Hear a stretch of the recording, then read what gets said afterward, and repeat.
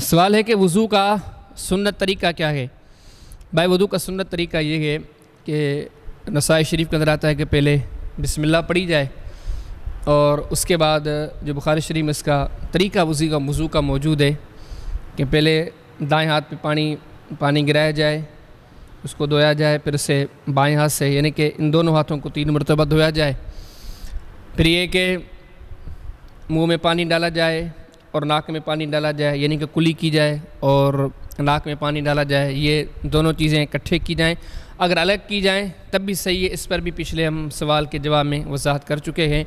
اس کے بعد آگے وضو کا طریقہ یہ ہے کہ 3 مرتبہ چہرے کو دھویا جائے، پھر اس کے بعد 3 مرتبہ اپنے بازوؤں کو کہنیوں سمیت، پہلے 3 مرتبہ دائیں کو، پھر 3 مرتبہ بائیں کو اسی طرح دھویا جائے، پھر اس کے بعد سر کی مسح ہے 1 مرتبہ۔ اس کا طریقہ کار یہ ہے کہ انسان ایسے سامنے سے پیچھے تک ہاتھ کی انگلیوں کو لے کر جائے اور پھر یہاں سے لوٹا کر پھر انگلیوں کو آگے لے کر آئے، پھر یہ جو شہادت والی انگلیاں ہیں ان سے کان کے اندر مسح کیا جائے اور انگوٹھوں سے کان کے باہر سے مسح کیا جائے۔ اس میں یہ بھی یاد رہے کہ جب ہم سر کی مسح کرنے لگیں تو اس کے لیے ہمیں نیا پانی اٹھانا چاہیے۔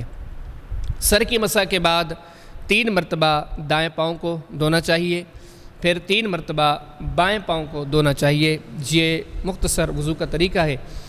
باقی اس میں یہ ہے کہ سنن ابی داؤد کے اندر آتا ہے کہ وضو کے دوران انگلیوں کا خلال کرنا چاہیے، یہ بھی نبی کریم علیہ السلام کی سنت ہے۔ ہاتھوں کی انگلیوں کا اس طرح اور پاؤں کی انگلیوں کا خلال ایسے ہے کہ آپ اس انگلی سے پاؤں کی انگلیوں کے بیچ میں خلال کریں۔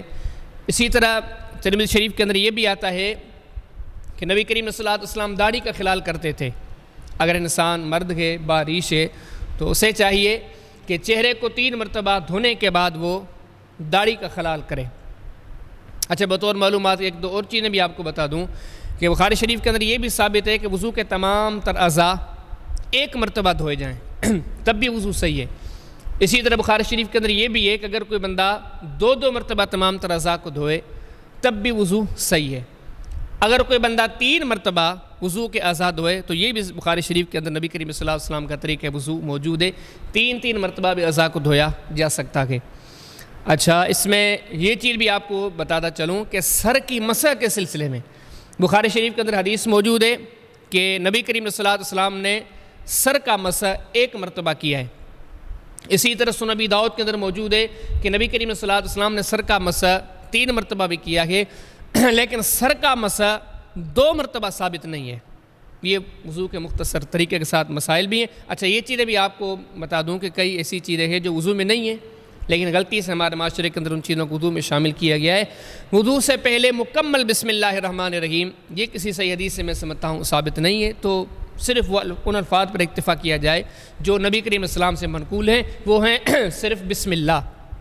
اسی طرح ہمارے ہاں وضو میں بعض جگہوں پر مختلف اعضاء کے لیے مختلف دعائیں لکھی گئی ہیں کہ یہ پڑھی جائیں، تو ایسی بھی کوئی ثابتی نہیں ہے۔ وضو کے دوران کوئی دعا ثابت نہیں ہے۔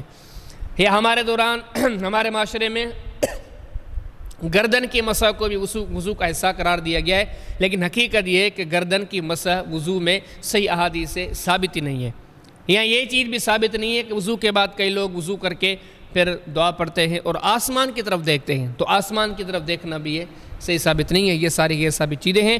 باقی سرسری طور پر جو وضو کا طریقہ، جو ضروری مسائل تھے وہ میں نے آپ کے سامنے ذکر کر دیے ہیں۔